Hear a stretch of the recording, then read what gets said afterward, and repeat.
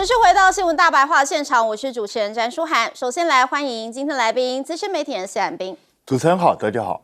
好，再来呢是前舰长也是退役上校黄镇辉。主持人、各位观众，大家好。再来是前空军的副司令张延廷。主持人好，大家好。好，首先要带大家来看到这个周末啊，真的川普又要得意到不行了。继委内瑞拉之后，来看到他现在喊说呢，除掉最坏的人，就是不讲武德，直接开炸伊朗了。好，现在呢，斩首哈米尼哦，现在也宣布了他的一个死讯。那哀悼呢40天，他们的主播类播哈米尼的死讯。那川普也持续放话，表示说呢，要空袭到和平为止。那么伊朗政府今天就证实，哈米尼是高龄86岁，已经死于美国所发动的攻击。那现在我们也看到以色列的部分呢，和这个美国呢来袭击伊朗，然后瞄准了多位高官。那也显示出哈米尼的官邸哦，其实受损的非常的严重。这是最新的一个卫星图像显示到呢，它的官邸呢，其实多栋的建物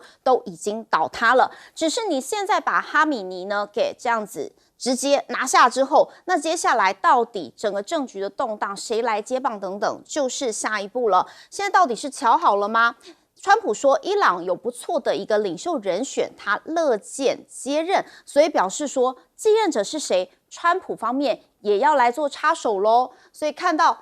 川普真的是不讲武德吗？因为不是还在谈判吗？伊朗的外交部就怒批了，怎么会协商到一半就进攻呢？那这一起军事侵略行动呢，正处于伊朗和美方进行外交协商之际，这个是伊朗外交部的一个说法。那现在当然也有最新的影片曝光了，看到的就是呢，美伊联手做这个史诗级的一个之怒的空袭伊朗，12个小时就轰炸了900次。那这个影片呢，其实是由美国的中央司令部来主动发布影片的。那现在呢，是掌管中东美军部队的美国中央司令部所发布的一个消息。那再来看到的呢，就是呢，美军是以双航舰来做一个南北夹击哦。看到林肯号，看到福特号这2舰呢，一起来做一个精准的打击。那福特号呢，是在20号通过了直布罗陀海峡，进入到地中海，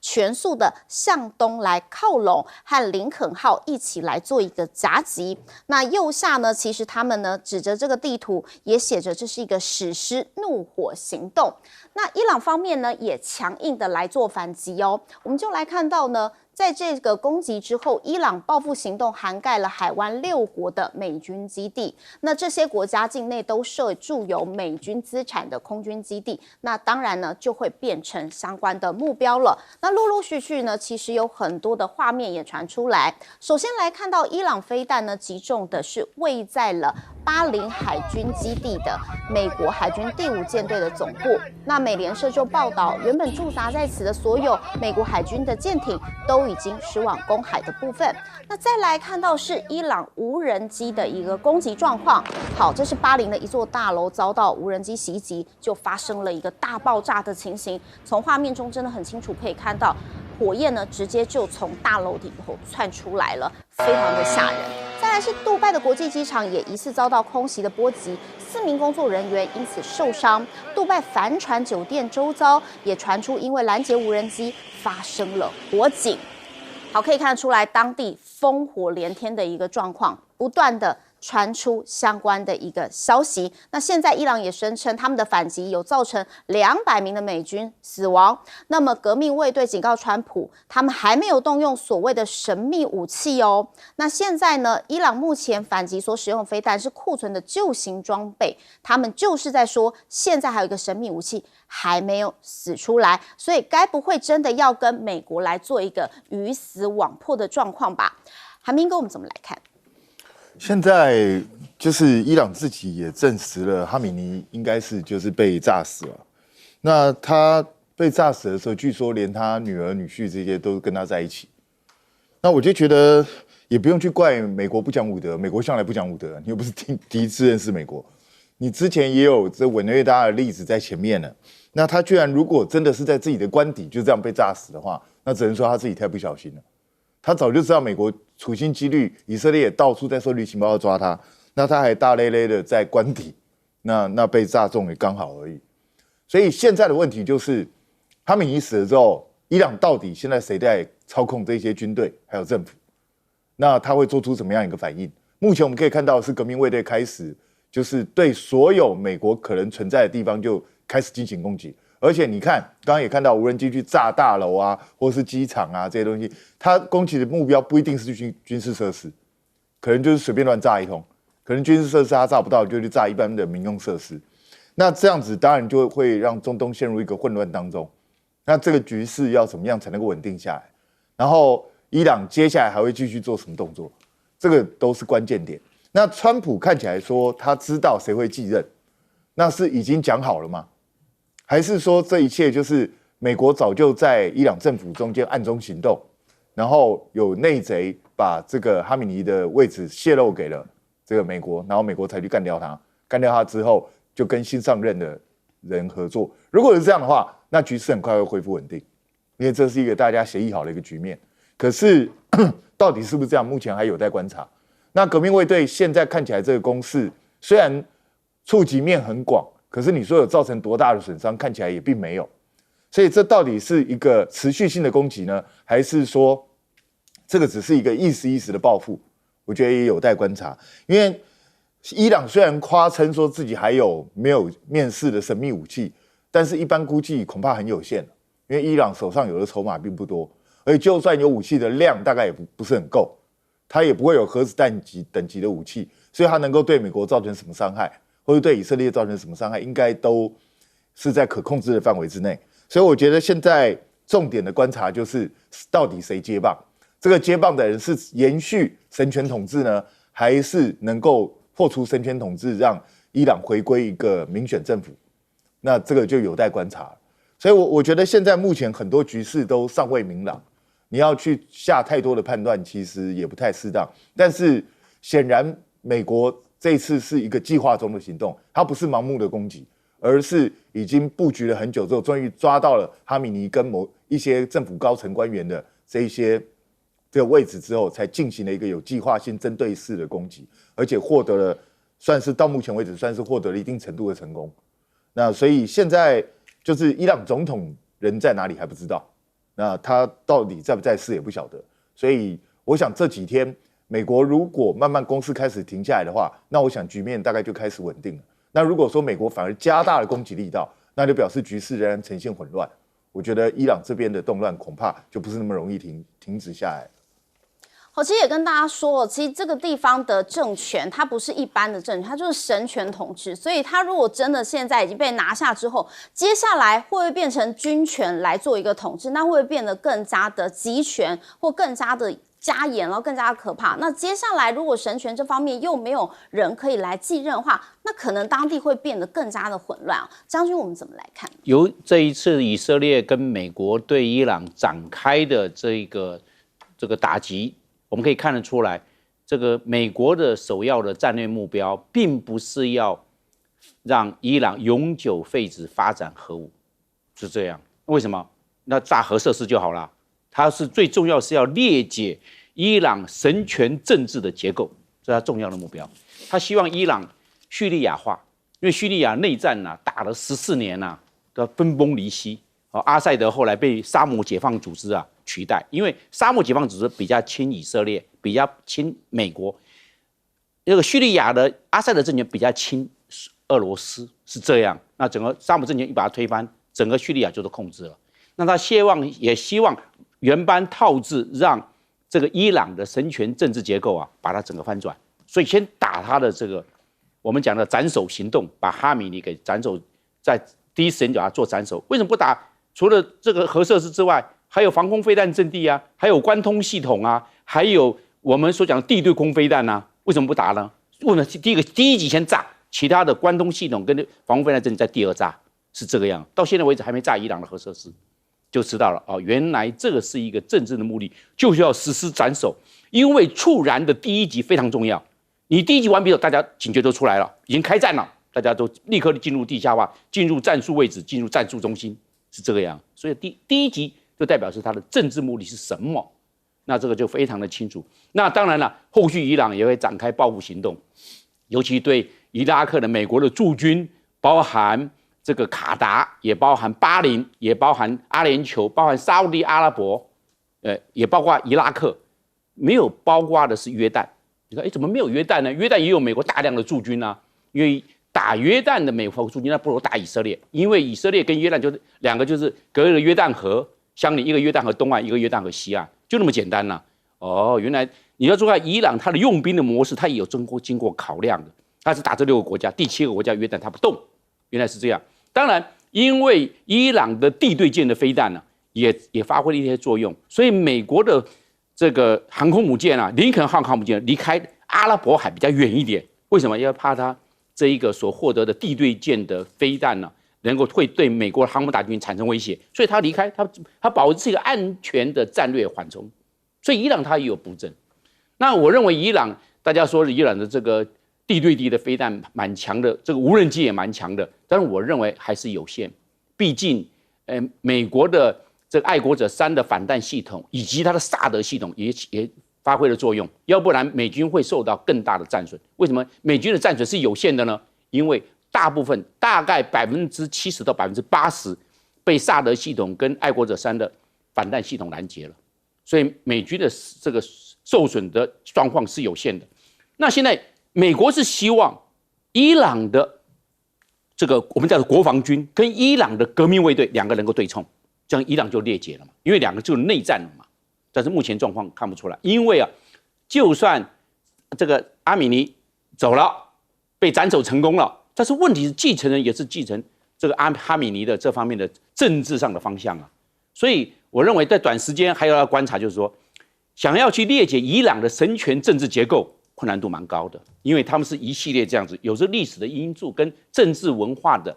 生根在里面，并没那么简单，容易推翻，容易像叙利亚这样子，能够在短时间就被裂解。所以在这一方面呢，我认为美国跟以色列在这个时间之内还会持续对伊朗实施战术轰炸跟战略轰炸。甚至会地毯式的轰炸，还是会有。大家认为美军的弹药可能会不够吗？我认为不会，因为美军会从其他世界来调拨，一调拨过来的时候，美军毕竟都是美军的系统，其他世界各国买的也是美军的系统啊，调拨过来就可以做使用啊，不管是空用的是海用的都可以啊，空用的战机就出动了，海用的这个航空母舰上起飞的就可以用了。还有另外一个以色列的这些弹药还有武器装备是美国所供应的，也可以调拨过来。装在美军的战机上，到伊朗实施轰炸，所以美军这方面的调拨，我认为美军的战力还是相当可观的。我认为还有值得观察，还会打一阵子。好，因为这个弹药还是很充足啦，所以恐怕这个不明朗的状态还要再持续一下。舰长，我们又怎么来分析？首先我要说，昨天的这个攻击让我非常的意外。因为你看最近所有的这个东西，包含川普总统一再说，川普总统说我为什么要打你，对吧？如果你怎么样，我就要打你，就是你不去核。但是去核谈判一直在谈啊，而且最近前天早上才说了，谈了很有进展，说伊朗同意他的原来60%的这个浓缩铀降低稀释到20%，就你的感觉到就是他们已经就谁也不希望打嘛，他已经谈到了快要解了，这是第一个。第二个，莫迪2月25、26才到以色列去的。如果你一个国家准备要打仗，你怎么会去邀请一个这么重要的外宾来？第三个，美国的这个国务卿预计明天，你看那个计划，明天到以色列访问，这些人在这奔波，都让你感觉到他们在化解这个冲突，你知道吗？所以这个东西完毕之后，昨天却是这么大的一个密实的一个行动，你就突然发现，我刚刚说的这3个都是障眼法，都是美国跟以色列的障眼法。我就是让你哈米尼认为我们不会动手，所以你没有跑。如果我今天让哈米尼认为说我要来斩首，他早不晓得跑哪去了。结果他们认为不可能的，你看这些事情在这里，我们也快谈成了。结果呢？结果就在一个晚上，哈米尼驻那个打了30发的这个导弹下去，把他整个打了个稀巴烂，把他给杀了。所以从这里可以知道，就算说真的谈判了，伊朗说我愿意放弃。他们还是打，他们就是要把他杀掉，这就是他的已经决心要这样去做。那他为什么要这样去做？因为从这个上次的2023年10月7号的哈马斯的打到今天，以色列已经把他周围的所有的这个叫武装组织打了一遍了，哈马斯啊、真主党啊、什么黎巴嫩的那个什么东西，一直打到底下的也门胡塞组织全打完了，现在只剩下一个，这个最后的货源就是伊朗。那伊朗最近又偏偏不信他们的这个通膨这么严重，结果人民抗暴，结果你看他抓了多少人，死了很多种说法，但是有一种说法是死了镇压死了2万多人，抓了6、7万人。各位，你知不知道？你想要让伊朗的问题在中东消除哦，不是去核，因为什么？他现在去核，明天他还是一样，隔了3年一样造出来了。你认为他不会造吗？去核不是他的关键，他的关键是他这个神学的这个政权，这个神学政权一定要把它推翻掉。这个神学政权极其的邪恶。那现在这个时间点是大概从他们建立1979年建立到今天将近50年最好的机会。为什么？第一，以色列已经把附近打了一圈了，全部打完了，就剩下伊朗。那伊朗最近又发生了这么多的问题，而且伊朗这个的问题不是一个普通的小问题啊。他这个我这样讲，打完了之后，川普发表演说说什么？希望伊朗的人民要推翻你们这个政权。你放心，我们美国军队会支援你们，把你们这个政权推翻。包含以色列总理纳塔雅胡说什么？你们人民要把你们这个政权推翻了。他们这个人民真的是恨死这个政权了。如果你了解这个政权的话，我不要说这个像这些什么，光是一个镇压可以压死2、3万人。你想想看，这个是什么样的政权？而且这个国家整个的操纵哦，几乎全在这个叫做伊斯兰革命卫队的手上，经济全部掌握在他们手上。所以，如果我是伊朗人民，我告诉你哦，我也会推翻这个政权，我会尽我一切力量推翻这个政权，邪恶到了极点。那如何推翻它呢？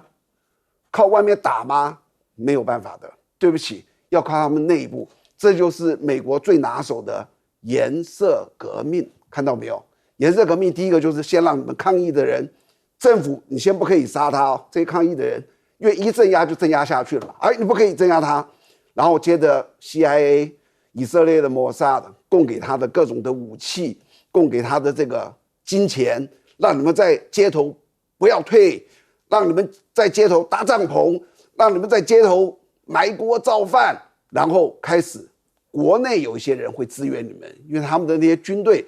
跟伊斯兰革命卫队还是不一样的。这是我的看法，就是现在大家要倾尽全力，让他的颜色革命把这个政权换掉，换掉这个政权才能够一劳永逸，去核解决不了问题。所以看来浓缩铀恐怕只是一个幌子，更重要的就是说，你国内越乱，美国可能就越爱。进广告。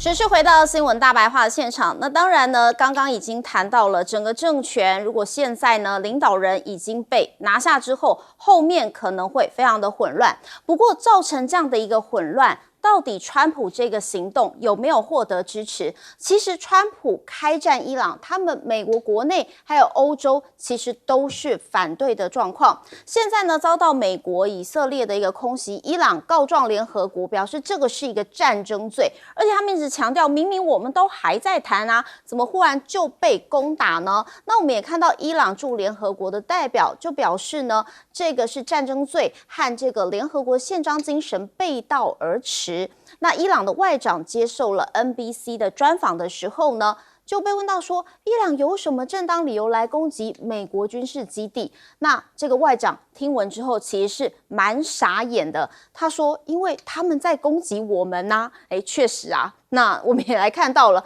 现在其实他们国内反对的声浪很多，包括了美国华盛顿、纽约、洛杉矶、波士顿、旧金山、芝加哥、西雅图等数十个城市的民众都走上街头，他们拿着标语走上街头而且参加这样的抗议活动，反对呢美国对这个伊朗发起军事行动。那我们也看到，川普方面呢致电了施凯尔，美国和欧洲呢在伊朗空袭的问题上头出现了分歧。现在英国、法国、德国一样，既没有任何的方式去参与美国跟以色列的行动，也没有来支持这些行动。施凯尔非常明确的表示，也重申他们长期以来对伊朗的个谴责。那当然呢，他也表示呢，尤其谴责伊朗本周末对以色列和几个设有美军基地海湾国家采取的报复行动，也就跟刚刚大家提到的，已经把周围都炸过一圈了啦。那现在呢，英国战机执行的是一个防御任务，符合国际法的一个部分。那欧盟这边表示什么呢？他们说周一才会来召开特别安全会议。那网友就说了啊，不愧是欧盟啦，人家放假照样要放啦，一定要到上班日才要开始工作。但是周一西班牙又要放假咯，然后周二保加利亚还要放假，那可能周三再来开会吧。好，不知道欧盟这边的反应就是这样子，非常的缓慢哦。好，再来看到中国强力的谴责了，所以我们看到中国常驻联合国代表傅聪，他也发表了声明。武力不是解决国际争端的正确方式，只会加剧仇恨和矛盾。中东局势升级外溢，不符合任何一方的利益。通过对话谈判解决矛盾分歧是唯一的出路。中方呼吁立即停止军事行动，防止局势轮番升级。好，真的是一个战火不断的状况哦。我们来看到美国跟以色列两国在9个月内再度的袭击伊朗，那这也是川普政府不到2个月内第2次对他国发动了军事打击。那他们也表示，战争成瘾的美国和以色列或让这个中东部分呢又陷入了一个灾难性的冲突循环。那美国难道是想要用施压伊朗来遏制大陆吗？那这个想法恐怕是错了。我们来看到德国智库的学者又怎么说呢？他说，不要高估北京捍卫伊朗政权的承诺，比起确保伊朗政权，其实北京现在更聚焦的是反对美国的单边行动。那事实上是伊朗呢跟大陆之间的关系也是不对等的，是伊朗更需要大陆，所以呢，请大家不要误判中国大陆呢对它的一个重要性。那再来看到的是，伊朗如果封锁了这个荷姆兹海峡，那油轮就纷纷要闭航，那也就会塞爆的一个情况。接下来会影响到的，当然就是原油的运输啦，还有燃料啦、液化天然气、能源的部分可能就会受挫咯。那欧盟的部分呢，可以看到他们的海军的红海护航行动盾牌任务的官员就表示了，已经接获伊朗伊斯兰革命卫队在无线电的公平发讯，表示任何船只都不可以来通过荷姆兹海峡。所以现在市场非常的担忧啊，国际的油价呢已经开始往上来走了，除了油价还有金价，虚拟货币更是呢哇上冲下洗到一个不行。好，所以我们来看到油价恐怕冲破$100啊。川普现在真的是一个豪赌，尤其油价又会影响的就是民生的感受度，所以他呢现在又有期中选举的压力。如果呢油价起来，通膨起来，那他国内经济很难受的，所以这是一次的豪赌。我们来看到呢，现在川普的支持率在最近几周大幅的下滑，民调显示美国人认为川普过于关注外交政策，对经济关注度不足。可事实上，他最近的一次发表谈话，他把很多的重点都放在他们国内经济哦。不过实际的行动如果让民众感受不到的话，期中选举应该还是非常的危险。韩彬哥，我们怎么来看？我觉得 NBC 这个媒体蛮趣味的，你们自己在攻击人家，然后问他有什么正当理由来攻击美国。这个，老实说了，伊朗是能力不足啊。伊朗要是有核弹，他一定会给美国，你信不信？但是问题是，伊朗就是没这个能力。但是现在川普上任之后，已经很明显的把整个国际局势、国际秩序变成就是实力原则，反正我拳头比你大，我告诉你怎么样就怎么样。然后他也只尊重拳头跟他一样大的人，比如说俄罗斯，比如说中国大陆，对其他他甩都不甩。所以你看，过去美国在中东进行各种行动的时候，他通常都会征询英国啊、德国啊这些国家意见，然后大家一起联合行动。现在川普才没在管这一套，反正我唯一在中东的盟友就是以色列，我只跟以色列谈，其他我都不管。所以英德在这件事情上也只有撇清，他也不敢去谴责美国，所以到头来还是要谴责伊朗，就是这样子。所以就在这种实力原则下，过去美国自己建立的国际秩序已经荡然无存了。所以未来的局面就是大家各自比拳头大吧。我觉得全世界的军武竞赛已经开始了。那现在你看，美国强硬的要求北约各国还有台日韩全部都要增加国防预算，其实目的就是要分担美国的责任。所以未来整个世界大概就是往军备竞赛的方向走。那至于说中国大陆在这一件事情上的立场，他当然是支持伊朗政府，可是除了言辞上支持之外，老实说，我早就讲过了，中国大陆对伊朗是鞭长莫及的。那俄罗斯虽然也支持伊朗，但是俄罗斯自己陷入乌克兰战争的泥淖中，所以你叫他脱身也很困难，他也没有多的余力去帮助伊朗。虽然普丁之前有讲狠话，说谁敢去动伊朗的话，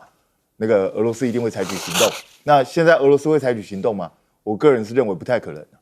大概只有看伊朗自己内部的怎么变化。那如果伊朗未来产生一个亲美的政权的话，那当然对美国来讲就是一个豪赌的成功。那如果没有呢？如果伊朗继之而起的不但不是个亲美的政权，反而是更加极端的政权呢，那恐怕就是豪赌的失败。那现在川普为什么要发动这个攻击？因为现在川普非常需要一场胜利，因为要有一场胜利，他才能够成功转移美国人民内部对他的这些意见。因为他在经济上面的显然是节节败退，不管他的关税政策也好，贸易政策也好，显然都是越来越不得民心的。所以他希望能够用伊朗的这个胜利来换取这个美国民众的成功的转移目标。但是现在目前看起来并没有很成功，因为你现在只是炸死了哈米尼，可是你有办法真的让伊朗出现戏剧性的转变吗？目前还看不太出来。那反而是接下来革命卫队如果持续在运作，荷姆兹海峡的这些油轮大概都会遭遇风险。你要知道，连胡塞组织都可以一定程度的威胁油轮了，何况是伊朗？伊朗虽然他没有跟美国对抗的能力，但他要对抗油轮，这个他绝对是有这个能力。所以我觉得这个接下来就是要看革命卫队是不是能够遭受到控制。如果不能遭受控制的话，他这样漫无目的的进行报复，那中东地区就会越来越危殆。那中东越混乱，整个世界经济的局势恐怕就不会太好，因为包括原油啊，包括整个货物运输都会受到影响。所以川普现在反正头已经洗下去，他就这样赌。所以接下来就是要考验他稳定局势的能耐，他有没有办法赶快让局势平稳下来。因为你看委内瑞拉的情况就是很快的，美国的势力就可以进入委内瑞拉，而且源源不绝的把原油弄出来，那次就是一个很成功的一个入侵。那像在伊朗，他有没有办法做到这一点？如果做得到，川普就大成功。那做不到的话，那显然他也没有办法达到自己的目标，只是增添了中东的变数而已。好，看来川普就是世界各地持续的点火，然后持续的开他的赌场哦。那这个伊朗这边呢，一个朋友太忙了，一个朋友又太远了，实在这个状况也是蛮混乱的。将军，我们怎么看？我认为这次美国跟以色列对伊朗动手，那我认为是伊朗犯了3个重大的战略错误。他当初的时候应该从这3方面来布局，因为我在刚开始的时候讲了，在1月份就开始说，现在是3月了。美国动手的可能性非常高，讲2个非常，因为箭在弦上不得不发。那伊朗犯哪3个战略？第一个，他没有积极的穿梭外交，一定要积极的，因为外交重于军事，赶快派这个代表团到中国大陆、到俄罗斯、到德国、英国、法国，甚至加拿大，这都是 G7 的国家，应该要去做传销外交，对美国形成一个影响力。军事上，那你想要在短时间内强军不可能，因为你要买武器，要招兵买马，要训练才形成战力，你缓不济急。这是穿梭外交赶紧，结果没有，他是一直在跟美国谈判。那其他国家，全世界那么多国家，你赶快要去做穿梭，要向谁学呢？要向乌克兰。乌克兰不要看泽连斯基打仗打得一塌糊涂啊，但是他到处跑来跑去，不是度假，赶快要武器，赶快借钱，赶快去要爱国者飞弹，是这样子来的。就伊朗没有做穿梭外交，错了。这时候的外交重于军事，他是军事重于外交，犯了重大战略错误。所以伊朗非要口out了，不行，没有办法。第二个，他没有积极建军。在去年2025年6月啊，美国实施午夜重锤，派了7架的 B2 优联轰炸机，带了这个14枚的 GBU-53专地炸弹，那个不是午夜重锤吗？那经过了这将近9个月，伊朗的元气并没有完全恢复啊。他这时候应该进建军，他今年2022年编的国防预算总共才154亿美元，太少了。他面对的是美国跟以色列这方面的军事上的威胁，你编154亿美元给这个伊朗的国防军跟他的革命卫队，你光荣卫会跟作业维持的吃光了，因为美国实施武器禁运，有些零件根本拿不到，所以你要编更多的国防预算去买相关的武器装备，尤其是无人机跟地对地飞弹系统。因为你要去建制，天底下没有廉价的国防，国防都是非常的贵，所以伊朗犯了第二个重大战略，并没有很积极的建军，钱就不够。第三个战略错误就是说，这个国防武力啊要定于一尊，但是呢，伊朗呢，它有这个国防军，有革命卫队，你怎么变成两个系统呢？一个国家两个国防，一个是国防军，一个是革命卫队，两个还不搭嘎，两个不同的系统上去，定于一尊。因为成于一，败于二三，军队的指挥体系一定要这个集中管制、统一指挥，这很清楚的。但没有搞两股，你两股的力量也会相互掣肘，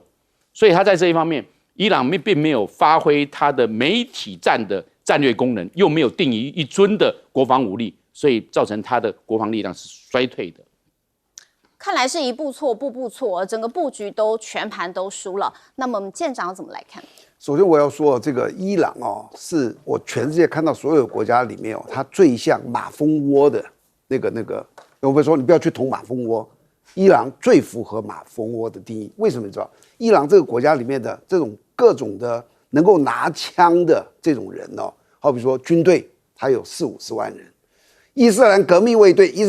在干什么？就是维持伊斯兰政权，他只做一件事，维持伊斯兰政权，有15-16-7万人。然后除了这个之外，他有一大堆的警察，你知道，他有政报警察、一般警察，还有一个东西叫做道德警察。我刚刚说的这些所有东西加起来的，他的能够拿枪在社会上行动的人超过90万人。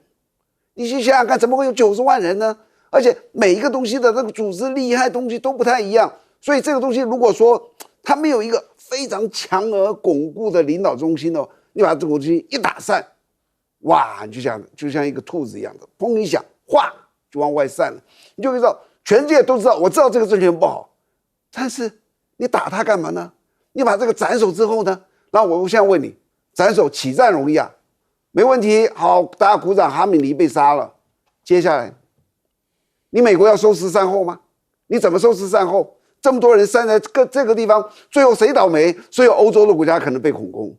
美国自己也有可能啊，但是美国比较远一点，所以你看看欧洲所有人都在反对这个东西，就是你不知道如何收拾的时候，你就不要去起战。那你现在知道怎么收拾了吗？你能够有信心能够收拾吗？那收拾不了，不是大家都跟着倒霉吗？这是第一个。第二个，刚刚这个彬哥讲的一个，我是相当同意的。我觉得哦，川普这一次并不是说他一直要打，我真的不认为他真的想要打。但是什么东西你知道，让他最后变成压垮骆驼的最后一根稻草，他决定要打呢？那个关税被判违法，关税被判违法，你想想看。接下来川普要怎么样？这是原来就是他在全世界最强悍、最硬的这个领导的一个风格。突然哇，什么？你们自己国家大法官判你违法，那他后续怎么办？立刻全美国对他的民调有超过70%的人认为他是不诚实的人。接下来年底选举，我问你，他要怎么选？民主党会放过他？这一定变成两党的议题，然后会变成选举的议题，最后他选举会大败。那怎么办呢？当国内有问题的时候，最好的方法就是找国外的借口，捅一个这个战争，然后让这个战争看起来我是这么的厉害。我觉得这是其中的一个因素。好，这就是标准的，在家里被打了一巴掌，就跑去外面打别人出气。进广告。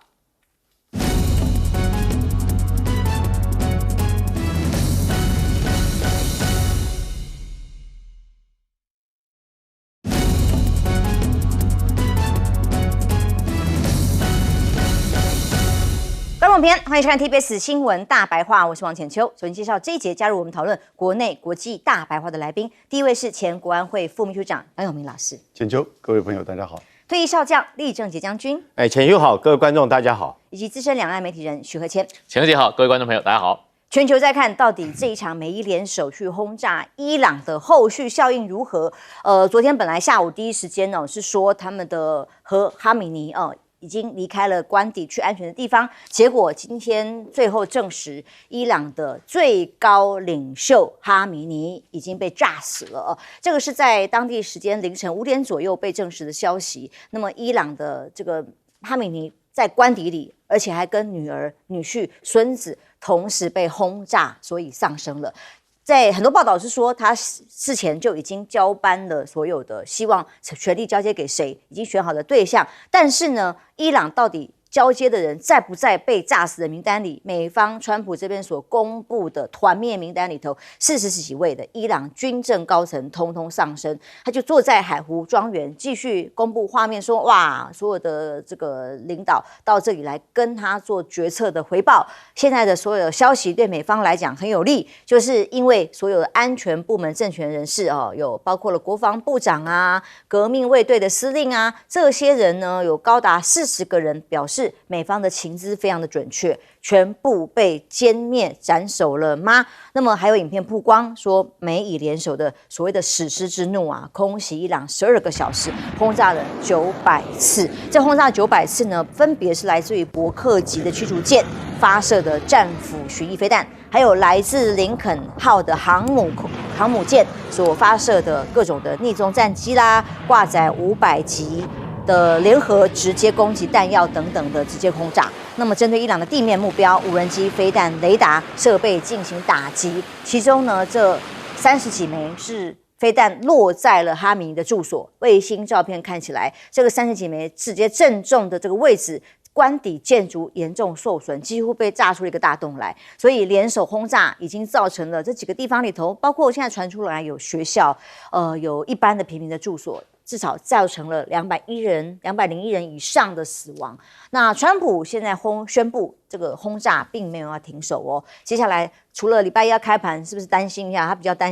关心的股市之外，持续他说会在本周继续进行轰炸，而且精准的轰炸不会中断，直到达成和平的目标。所以就要等川普觉得够和平了为止吗？那虽然他第一时间公布了8分钟影片，是说美军恐怕会有人伤亡，但最后美军中央司令部是声称，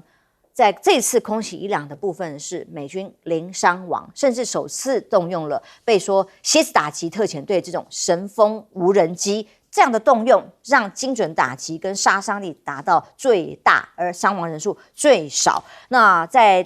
美国国会的部分是炸锅了，说这次直接像是侵略一样的战争行为是没有经过国会授权的。国会是橡皮图章吗？所以国会的议员们下个礼拜也将推动战争权利决议案，试图要限制总统没有经过国会就可以随便对伊朗动武的这样的权利。但川普说没有啊，不得已啊，非要不可，甚至有官员出来帮他讲话哦。伊朗对于达成协议，我们不在谈啊，我们在谈判啊，但是对于达成核协议，看起来对方毫无诚意，没办法。所以伊朗希望保留的核浓缩铀的能力呢，以后可能可以继续制造核弹啊，别无选择，只能打击伊朗。不管国会同不同意，他是非做不可哦。所以当伊朗是不是有可能反击？现在看起来，除了有哈米尼的遗照被传出来，媒体报道说，这个是川普亲自看过他的遗照。那么伊朗的伊斯兰革命卫队随即也发出声明，将会对美国以及相关以色列等等的发出全面性、毁灭性的攻击，甚至在数分钟内要被占领的领土啊，美国恐怖主义基地要马上展开咯。展开什么？我们来盘点一下，包括了伊朗报复的行动范围涵盖了海湾6国，这个6国分别有好几个地方，下一集我们有更多细节的讨论的，展开了这个轰炸只要是跟美国资产有关的，就会有危险、有风险。还有伊朗的革命卫队的高级指挥官贾巴里也出来发布，他说伊朗啊，现在在战场上所展示的都还只是库存东西而已哦。接下来还有一系列从未面世的神秘武器，旨在给侵略者带来毁灭式的打击。这是什么？这个影响到底伊朗有没有反击能力，可以反击到什么程度？目前分别传出来的几个这个无人机的轰炸等等的，都还在一个一定范围。如何成为他所说的毁灭性，真的是不知道。因为伊朗已经宣布咯，袭击27个美军基地，这个包括的区域呢，包括特拉维夫，还有以色列的哈里基，以色列的总司令部啊，还有一座大型的国防工业设施，看起来都是目标，而使用的武器都是大规模的导弹跟无人机的袭击。将军，我们先来看看这一场攻击行动，您认为会是短时间美方就可以控制住的动作的军事行动，还是会有一段必须要面对跟伊朗的正面冲突？我觉得这次美国跟以色列联手是美国被以色列绑上了战车那我们从几件事情来判断，第一个，川普一直对着这种对和谈还是抱着希望，虽然双方已经进了3轮的谈判，那谈判到初步看起来还是有一些进展的，虽然说没有说双方很满意啊，川普也讲了，虽然说不是很满意，但是他希望能够继续谈下去。第一个，他要求伊朗要这个降低它的浓缩铀，我觉得这点人家伊朗也答应了嘛，他已经将浓缩铀60%从核武等级降低到这个工业核电用的等级，大概降低到20%。那有关于导弹部分，伊朗也同意这个将限缩在2000公里之内，避免对以色列造成威胁。那我想说，这都是谈判之中的进展。谈判本来就是讨价还价，你进一步我退一步那我们看到这个美国川普来讲，他的立场之前也讲出来，他这个最好是不要动武，希望能够用谈判方式来解决。但是也有可能就是以色列纳坦雅胡看到这个川普有可能会缩回去，不再动手，所以我们看到昨天这场行动是以色列先动手，然后拖着美国下水。在这种状况下，我觉得美国是不是完全准备好了，可以打上一个问号。第一个，它的这个有关于地面部队完全还没有进来；第二个，它的福特号才刚靠到以色列的港口，传说中福特号的马桶都还没修好，你这时候贸然就被美国拖着下水。那如果说会打多少时间，我们按照去年这个伊朗跟以色列的冲突总共打了12天来看的话，如果说美国川普扬言要在4天之内结束这场战争，我觉得可能性不高了那哈美内伊之所以被斩首，我觉得有3个情形。第一个就是这个你不得不佩服美国的 CIA 跟以色列的摩萨德，他们情报渗透以及内鬼渗透确实是达到一定的一个水准，然后很精确掌握到哈美内伊的行踪，而且精确掌握到那个时间点他要在那边开会，召集所有人国安开会。第二个，我觉得哈美内伊自己误判安全形势，他一直认为说是谈判或许有进展，这时候美国不会动手，所以他从他躲藏的安全地方出来召开这个会议，但是没想到这个时候被一锅端掉。第三个之所以成功，我觉得第3个原因是这个美军跟以色列用了绝对狮子搏兔的力量，一定要将他这个斩首到底不可，因为你看到总共动用了。光以色列就动用了30枚的空对地的导弹然后硬要对这个地方做轰击，光轰击他的这个办公处所不讲，连他住宿的地方都不放过，都继续打，所以把他的孙子这些都打掉。那你现在我们目前看到这个伊朗现在也展开了反击，那有没有神秘的更厉害的武器，我们有待观察。可是如果说按照用兵的方式来讲的话，伊朗初期他发射的导弹，它应该不会是它最先进、最好的导弹，它利用这个比较老旧的导弹来引诱你这个做拦截，来消耗你的拦截弹药。那现在双方来讲，你要知道，伊朗可能它的无人机、它的老旧的导弹，它的成本价位是比较便宜。如果在这种状况下，以色列如果说是被消耗掉很多的导弹之后，这时候后续伊朗再用更高的、更先进的导弹，譬如说超高音速导弹。来对以色列做攻击的话，以色列将会面临无弹可拦的这种窘境这也是现在所面临的。当我们下一集会讨论，我觉得以色列现在有几个，包括它的参谋总部也已经被打到了。然后伊朗这次它打的范围就不局限于，跟去年不一样。去年我觉得这个伊朗跟美国2个国家是有一点在这个过个水演个戏那时候伊朗要打之前，美国是先用这个 B2 轰炸机去轰炸它的核设施，那伊朗说你打了我要挽回一点颜面所以这个我打你的乌代尔空军基地，可是我会故意打偏。那美军在那边先期部署了爱国者3的反拦截导弹然后所以我们看到美军没什么伤亡，但是这一次是完全不一样。我们看到这时候伊朗这一次的打击，包括到美军的所有中东地区的，我们刚刚讲了27个基地，它全部都打了。包括这个以色列也打了，所以我认为这次这个伊朗跟美国两边来讲的话就跟去年是不一样的。而是真的动真的，是打真的，绝对不会再虚晃一招。那究竟这场仗会打多久？我觉得取决于双方的弹药库存量。美军长途这个运送弹药过来，后勤辎重是非常的沉重的。那他有没有足够的弹药来这个应付这场长时间的攻击？那相对的，伊朗它的弹药是不是如他所吹牛讲的有到2000多枚？我觉得这是弹药存量是这一次战争胜负最主要一个关键。刚看个推播最新消息是，到底这个战争是会更全面的引起全面战争，打很久，还是有可能短时间结束？川普自己宣布，他在接受媒体 Access 的访问里面就说，我可以只打2-3天。只要伊朗这个部分呢可以配合我的各种计划，你们就开始重建。但否则的话，我也可以继续打下去，我有退场的预留机制。怎么看？川普打伊朗和以色列一起，那当然他必须要抓的以色列，因为以色列出兵在美国内部政治可以取得支持，而且以色列也会受到反击，那美国可以持续的攻击下去。他以所谓的核武的理由，我觉得这个是不成立的哈，因为你没有证据说伊朗已经有核武，而且去年6月你打了12天，中间包含有一天整个针对伊朗核设施的毁灭性的打击，你不是说取得重大成就吗？那现在又跟你谈到伊朗愿意永久放弃核武，虽然其实美国人不相信，伊朗人自己大概也不相信他会永久放弃，可是以这个理由去打伊朗哈。我觉得关键一方面是受到以色列的整个引导，另外一方面是川普打委内瑞拉绑架马杜洛，大概已经有10支这个德位然后以为说这样子可以取得一个斩首的战机之后，就可以更换政权，然后呢，这个政府就会在他的威慑之下，美国就可以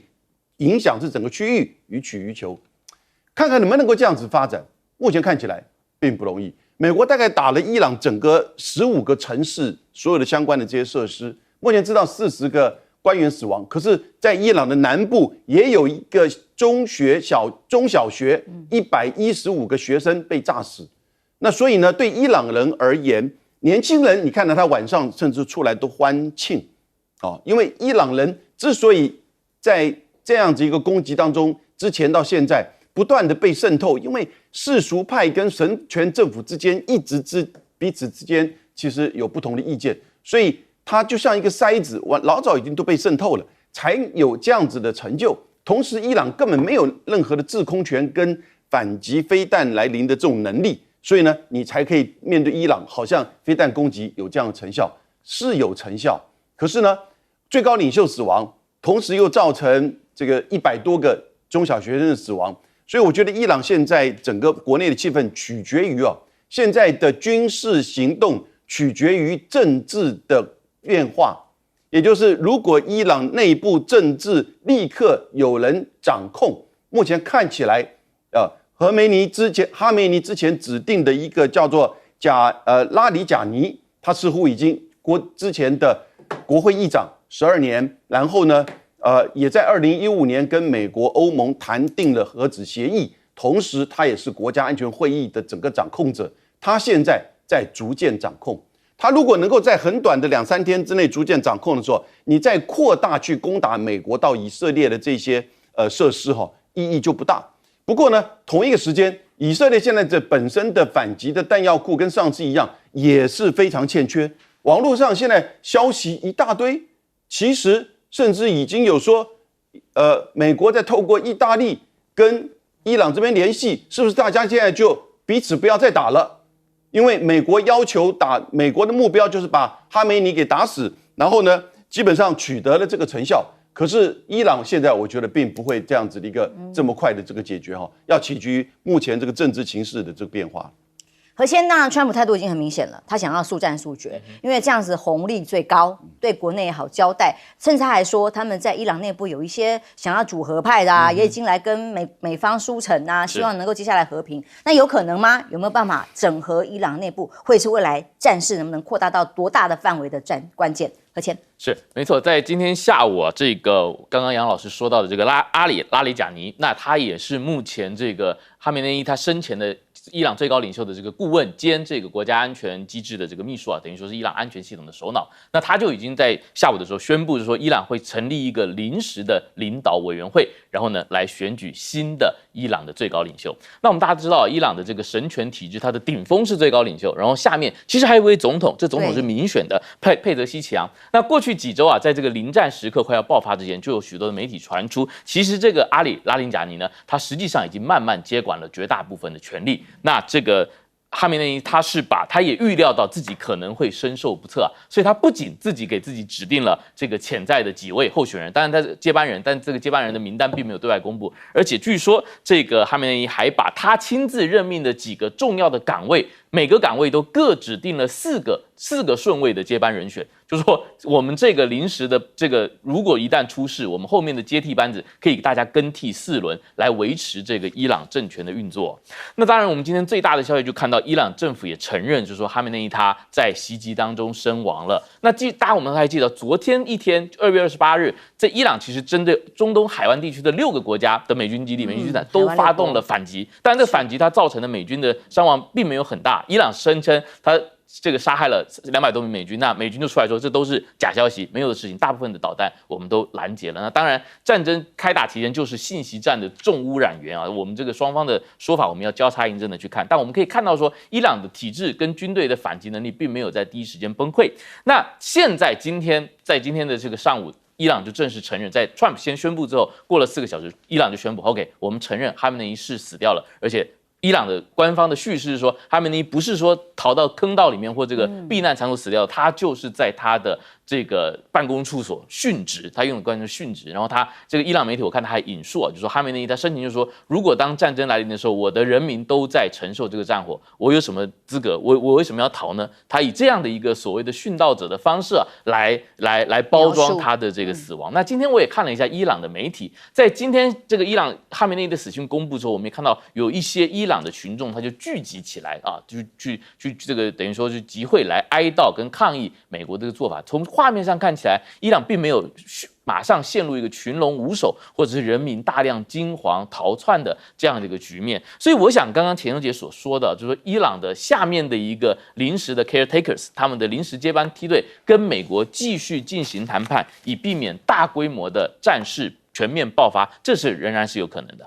牵动周边所有区域不同的地缘政治的变化。最新一个消息是来自于中国大陆的消息说，经过中央军委会批准，解放军全面启用的叫做预备役人员证，有比较高的防伪跟通识证明预备役人员身份的有效证明。但是中国的军号这里发布了一个说明哦，这个声明是针对谁？大家可以各自来解读。但我们万位一下，它的文字内容是这样的：他说，我们不期待，但绝不畏惧警告。中国底线对于趁火打劫者跟双重标准的回应，对于那一天我们不期待，但绝不惧怕。那一天是什么？这句话没有指名道姓，究竟说给谁听？是在回应中东骤然升级的战火，还是在警告南海蠢蠢欲动的以外实力？来自于大陆一些学者的评论跟分析是，大家自己来对号入座吗？但对日本的部分呢，目前是没有降温，持续还在发展。针对 G7 的外长电话会议，在商讨伊朗的局势的时候，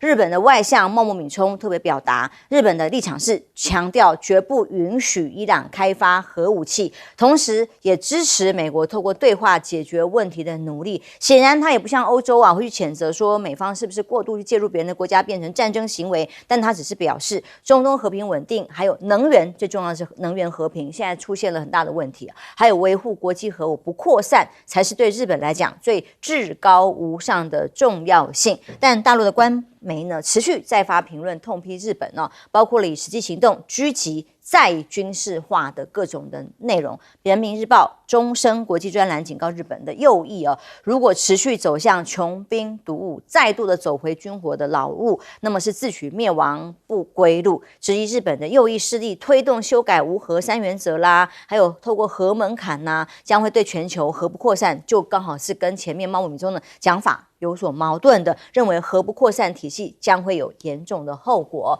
大陆的40家其实有20到40档这个各种的范围不同的报道说实体的列出出口管制。复旦大学的教授沈毅就说了，进入名单里的这个企业里头，很多都是隶属于日本的几大重要重工业，而且在日本的防卫武器生产都扮演了非常重要的角色，所以他认为没有一家是冤枉的，每一家被盯的都非常恰如其分。当然，就是针对日本的军武要再恢复影响力跟提升的这一点，所以稀土的安全有办法升级吗？日本政府说要布局非洲稀土矿山开发呀，计划到2028年底以前就可以把对于中国依赖的程度降到0哦，非常的有信心。那么确保关键产业跟电动车电子产品生产供应链可以稳定，可以有办法吗？那么当然，美日还首度的在这次的演习里头验证所谓反击能力。读卖新闻的报道，配合日本自卫队规划3月起的远程飞弹需求，美日同盟2月初就开始利刃26这个联合演习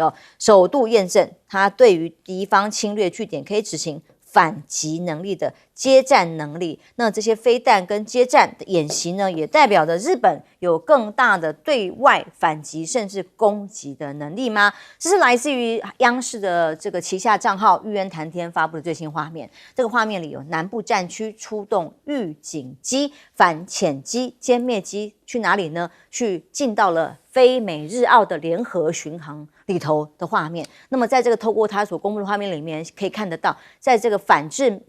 非美日澳的联合巡演里头，直接由他们的战机也进入到空域领空的附近。那么批非美在黄岩岛的海域联合演习呢，是一种制造麻烦的行为，所以大陆方面公开的言论宣布谴责，美方不远千里来到南海炫耀武力，蓄意的拱火滋事，制造紧张，是和平的破坏者。那么现在直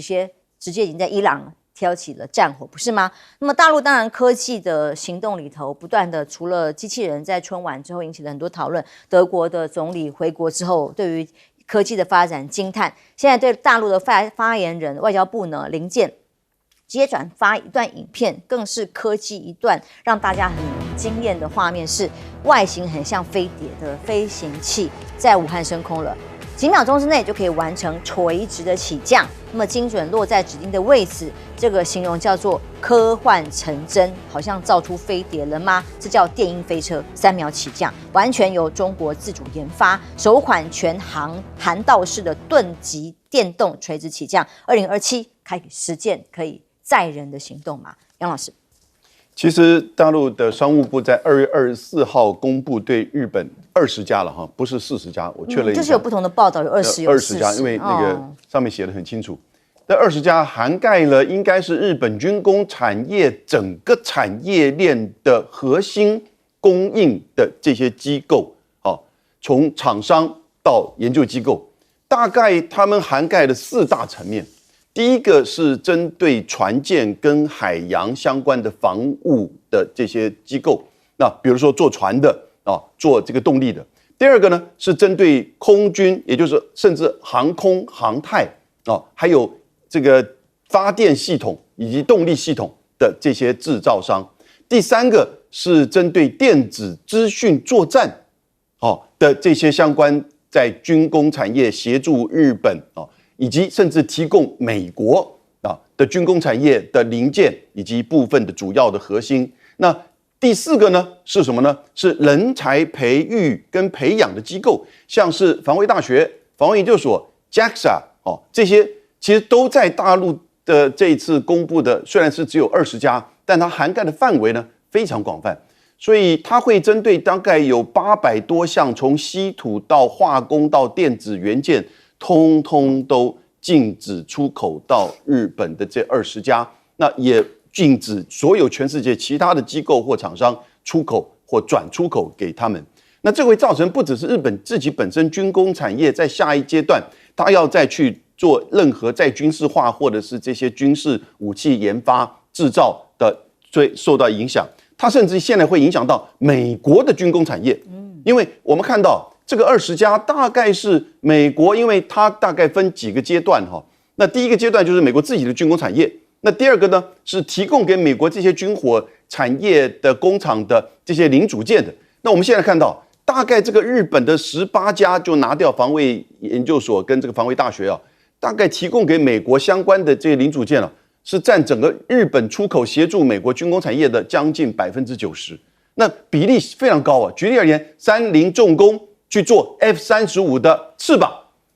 或者是 IHI 是做这个里面的动力系统啊，甚至雷达系统。那因此，这就是会影响到不只是整个针对日本，甚至到美国的整个军工产业的这个发展。我觉得他们这个还蛮具有针对性，而且打到真正的痛点。但是呢，它又不是针对你日本在做制裁，也不是针对日本的经济在做制裁，所以呢，国际上对这个说法呢也没有办法去做任何的，就是说反驳。那日本现在嘴巴很硬，他说我们现在要分散我们的这些材料的来源，可是你怎么分散？你现在临时去挖。然后呢，你要跟美国去进口，那我提供给原料给你，你是不是这个时候我缺乏稀土，你给我提供给我？美国自己现在都缺乏，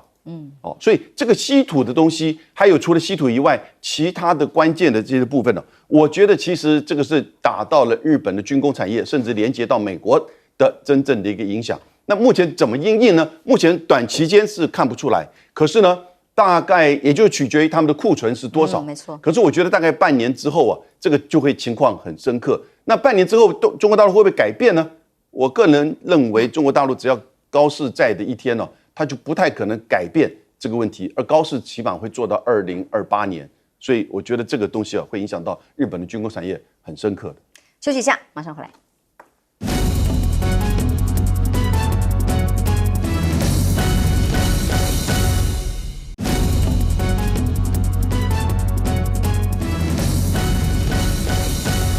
刚刚看到最新的消息是，大陆的解放军现在启用的所谓的预备役人员最新的这个证件哦，这个制度的发布代表的意义是什么？将军？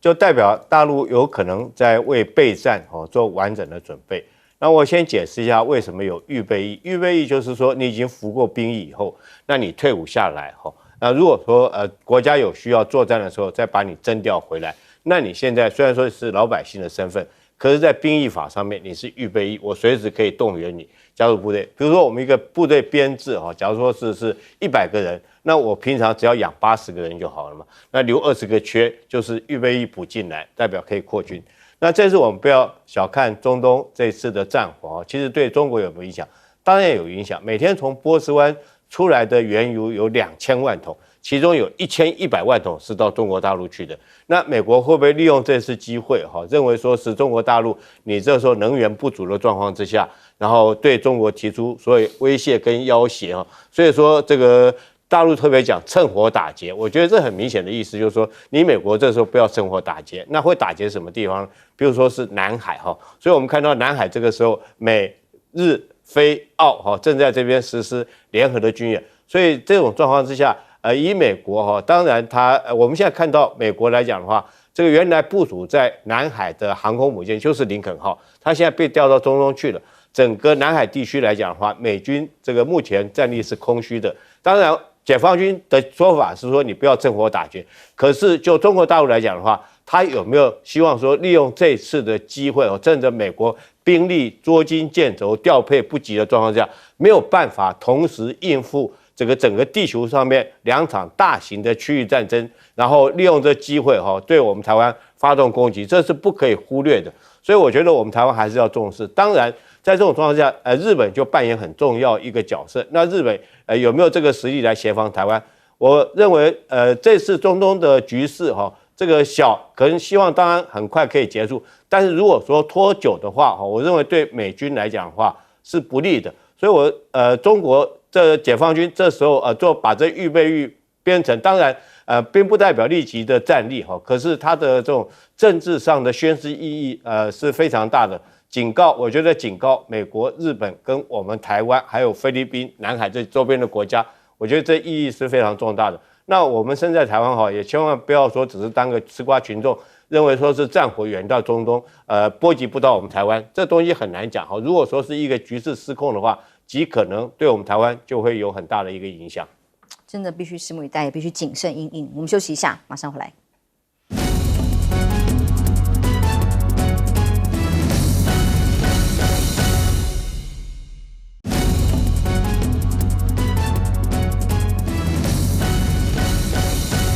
中日之间的冲突现在没有降温，在演习当中呢，也出现了蛮多对峙的画面。何谦，是这个全球安全的态势感知啊，是互相联动的。虽然这个伊朗的冲突呢，现在从地理上看起来，其实虽然看起来离台湾有点远，但是我们从1月委内瑞拉的这个事态到2月的这个2月底3月初这个伊朗的变局，几乎我们大型战争或大型军事冲突的爆发，几乎以每个月一场的这个高频率来上演。那其实我们东亚其实也并不太平啦，虽然东亚到目前为止可以说是过去20年最相对和平的区域，除了像比如说前一阵子泰检的这种边界的小规模冲突之外，东亚其实虽然军事对峙，大家都绷在